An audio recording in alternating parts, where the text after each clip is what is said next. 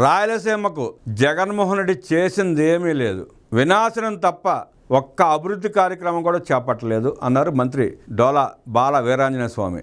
బనకచర్ల ప్రాజెక్టుతో రాయలసీమను సస్యశ్యామలం చేయాలన్నదే ముఖ్యమంత్రి చంద్రబాబు నాయుడు ఆశయమని రాష్ట్ర సాంఘిక సంక్షేమ శాఖ మంత్రి డాక్టర్ డోలా శ్రీ బాల వీరాంజనేయ స్వామి అన్నారు.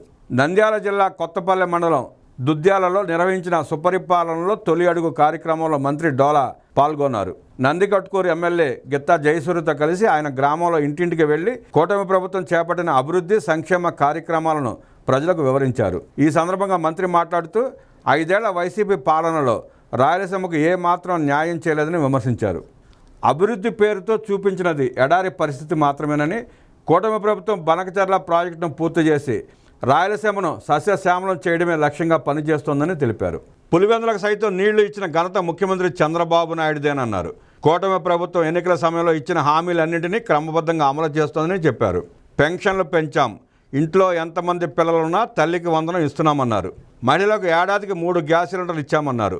ఆగస్టు 15వ తేదీ నుంచి రాష్ట్రంలోని మహిళలకు ఉచిత బస్సు ప్రయాణ సౌకర్యం అందుబాటులోకి వస్తుందని మంత్రి ప్రకటించారు. అన్ని ప్రాంతాల అభివృద్ధి, అన్ని వర్గాల సంక్షేమమే కూటమి పాలనా ధ్యేయమని మంత్రి డాక్టర్ స్వామి స్పష్టం చేశారు.